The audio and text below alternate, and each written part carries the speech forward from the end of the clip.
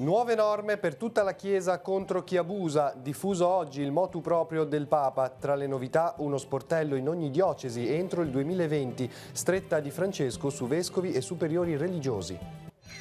Sta per nascere Campus Belpiano. Le strutture della Fondazione Zeme a Borzonasca ritrovano la loro vocazione originale. Saranno luogo di formazione e di aggregazione per giovani e famiglie. Solennità dell'Addolorata a San Salvatore di Cogorno. Oggi inizia il Triduo, sabato alle 18 la messa in Piazza Dante con la processione verso la Basilica. Domenica pomeriggio il conferimento delle cresime. 41 anni fa il ritrovamento del cadavere di Aldo Moro a Roma. A Chiavari è stato presentato un libro che ne ripercorre la storia a fumetti. Buongiorno a tutti, bentornati a Tigullio Oggi. Sono state diffuse nuove norme per tutta la Chiesa contro chi abusa o copre questi crimini. Francesco ha pubblicato un nuovo motu proprio che contiene procedure per segnalare molestie e violenze e assicurare che vescovi e superiori religiosi rendano conto del loro operato. Previsti obblighi per tutte le diocesi del mondo. I dettagli nel primo servizio. Uno sportello in ogni diocesi e l'obbligo di segnalazione al vescovo da parte dei sacerdoti che vengono a conoscenza di un abuso. Sono alcune delle nuove procedure in tema di abusi sessuali, molestie e violenze che il Papa ha pubblicato con il motu proprio Vos estis lux mundi, voi siete la luce del mondo. Resa nota oggi, è in pratica la nuova legge universale che si applica alla Chiesa cattolica. I crimini di abuso sessuale offendono Dio, causano danni fisici, psicologici e spirituali alle vittime e ledono la comunità dei fedeli, scrive il Papa, ribadendo la particolare responsabilità che hanno i successori degli Apostoli nel prevenire questi reati. Vediamo alcune delle novità. Intanto, il testo obbliga tutte le diocesi del mondo di dotarsi, entro giugno 2020, di una sorta di sportello accessibile al pubblico per raccogliere segnalazioni, denunce, un luogo insomma dove le persone che hanno sofferto abusi possano ricorrere alla chiesa locale sicure di essere accolte, certe che saranno protette da ritorsioni e che le loro segnalazioni saranno trattate con serietà.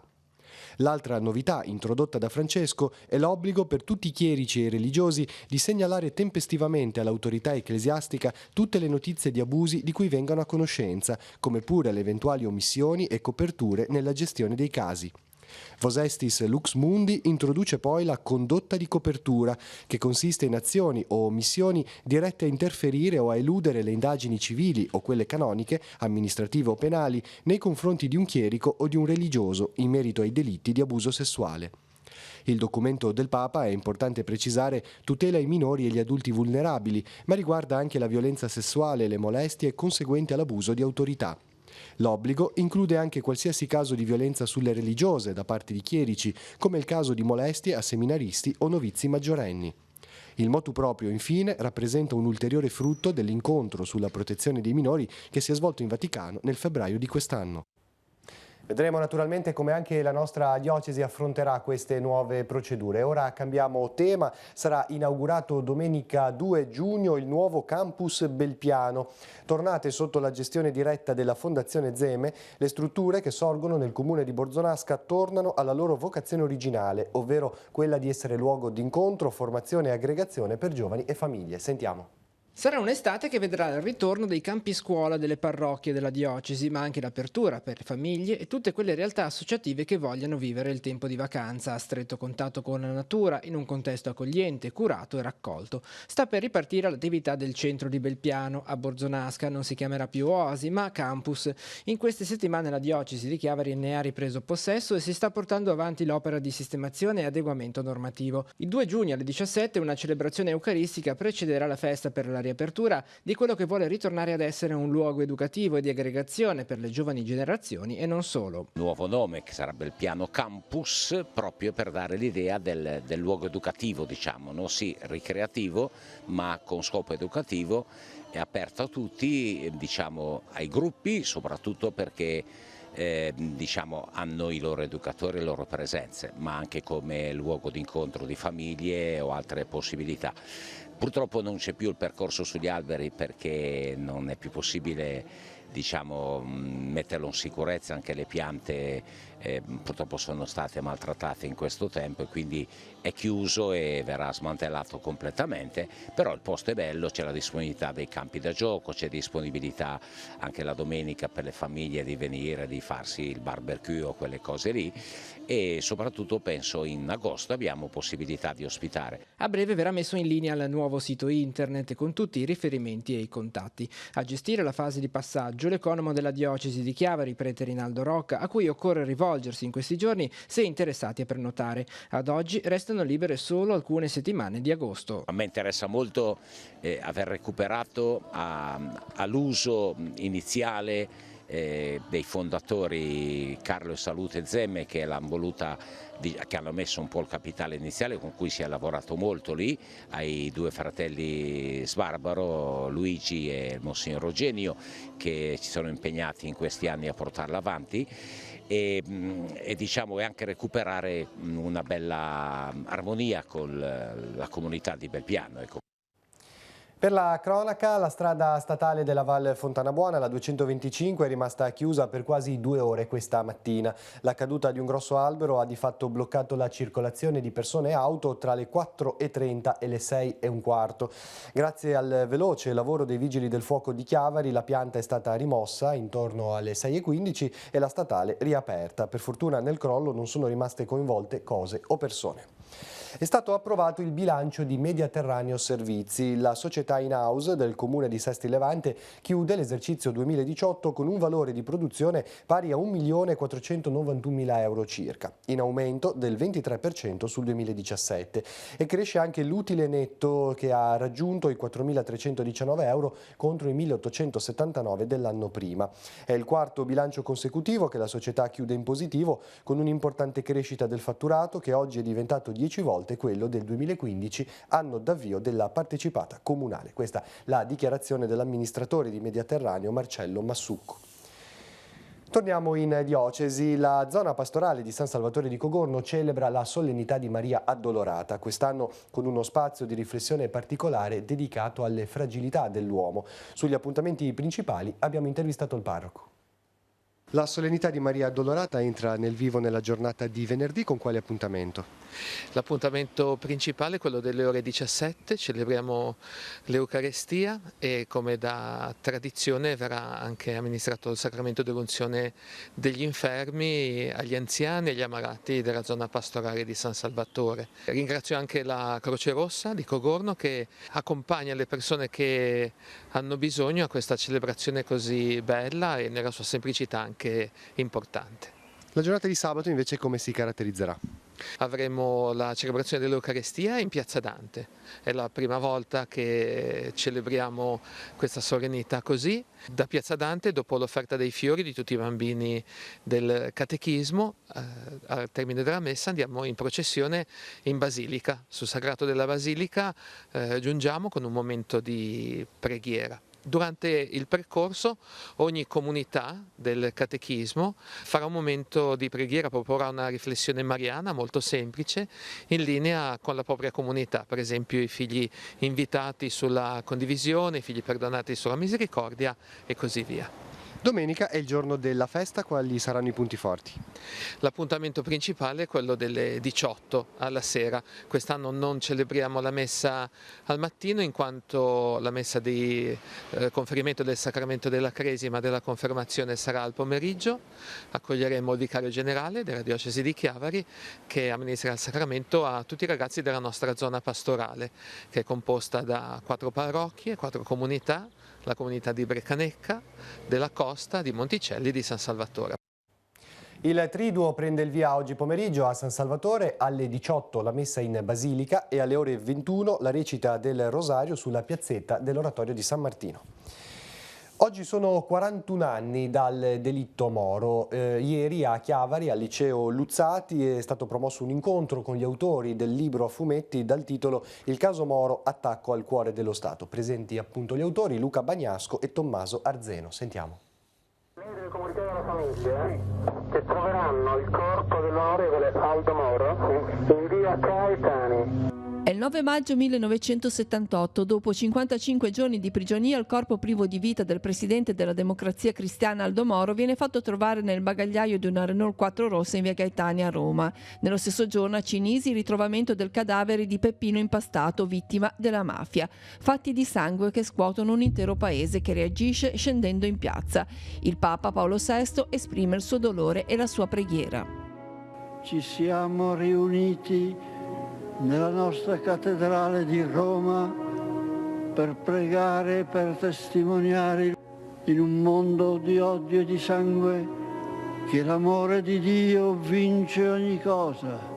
A distanza di 41 anni la ricostruzione di questi efferati fatti di cronaca resta avvolta da coni d'ombra, eventualità questa che li accomuna a delitti avvenuti in tempi più recenti. Anche per questo l'associazione Verità per Giulio Regeni, in collaborazione col Liceo Luzzati di Chiavari, ha promosso la presentazione del libro Il caso Moro, attacco al cuore dello Stato, realizzato da due giovani che non hanno vissuto direttamente quegli anni, ma che si sono documentati per ricostruire una storia a fumetti. Non solo dei materiali storici e delle dichiarazioni di chi era in quel momento, sia Brigatisti e Moro, ma anche della parte grafica, di ricostruire sia l'ambiente che il tema e le sensazioni del 78, che noi non avevamo vissuto e chi legge magari ricorda anche in una diversa maniera.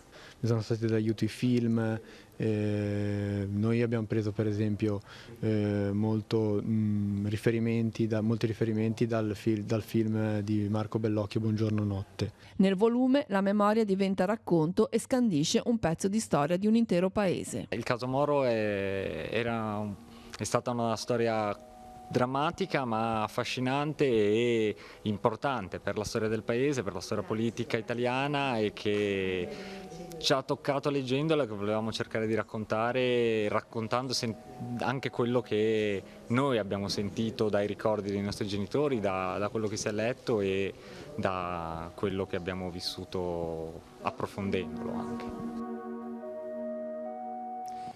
Ora spazio all'economia, oggi parliamo della detrazione delle spese sanitarie e della cessione dei crediti a terzi, la scheda della settimana.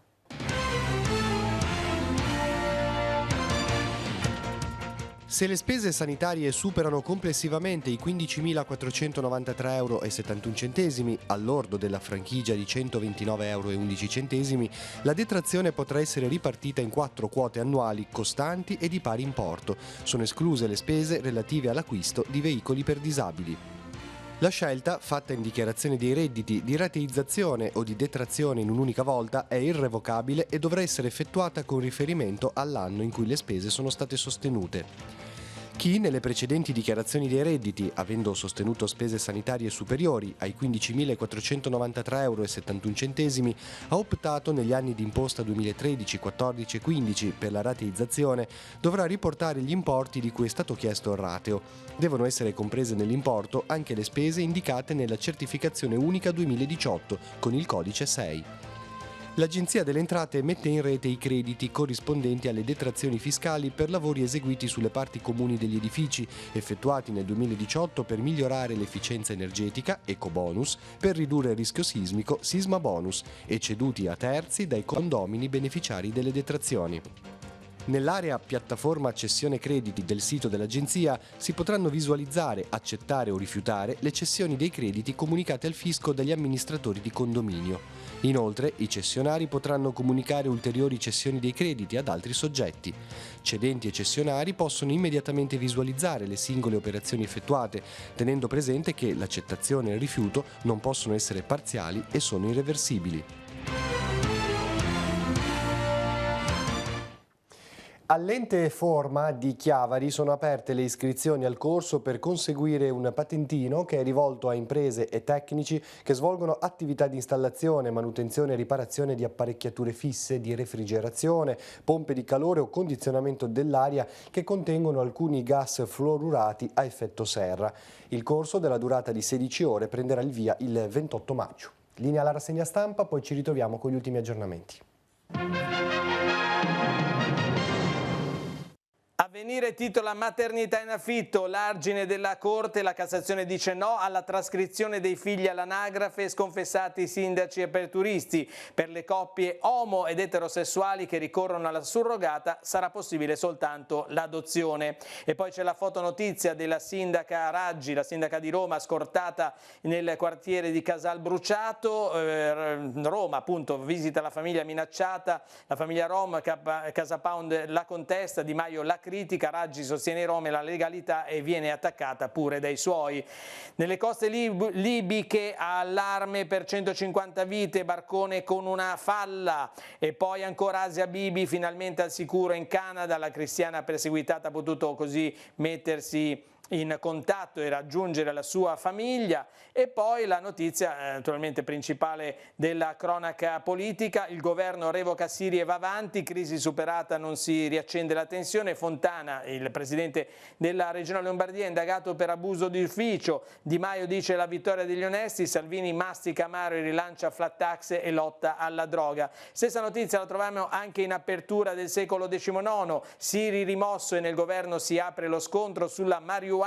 Salvini dice chiudere i cannabis shop o sarà crisi, i grillini basta con le minacce, gli italiani sono stanchi. E poi il caso, Raggi va a trovare la famiglia Rom, l'ira di Di Maio, prima gli italiani. Il dossier: frenata dell'export, la fiducia in calo, ora le imprese non investono più. E intanto a Genova si apre, con questa foto sulla prima pagina, si apre Slow Fish, buono, prezioso e sostenibile il pesce protagonista a Genova nella 3 giorni di Slow Fish al porto antico.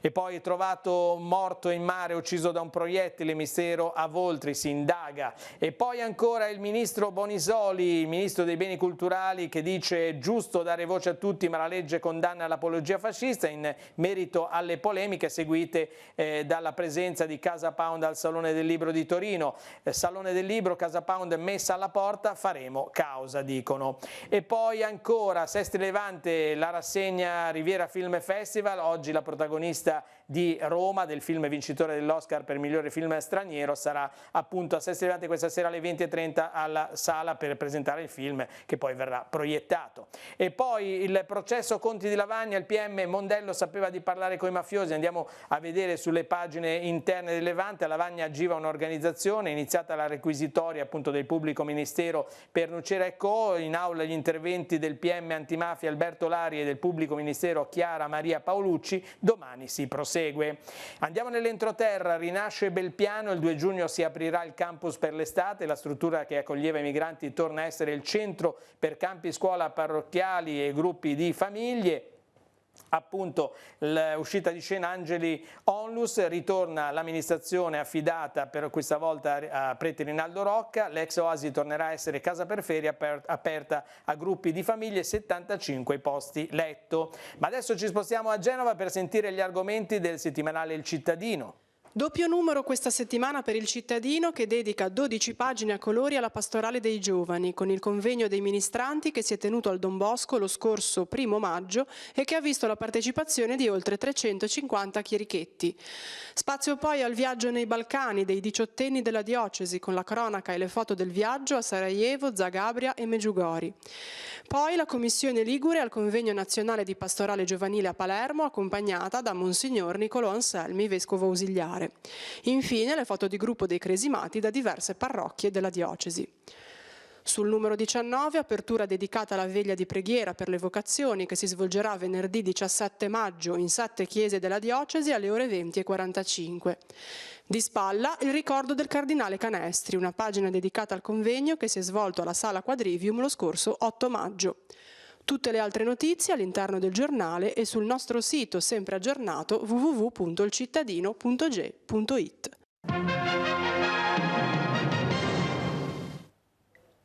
Ultime novità dalla redazione, pronto Andrea Capitani, a te Andrea. Grazie Maurizio, buongiorno a tutti. La Prefettura di Genova ha approvato questa mattina il progetto del Comune di Rapallo nell'ambito del piano Spiagge Sicure Estate 2019. Verrà ora trasmesso al Ministero dell'Interno per ottenere, si spera, un finanziamento di circa 42.000 euro che verrà utilizzato per attuare diverse attività per il periodo compreso che va tra il 15 di giugno e il 15 settembre.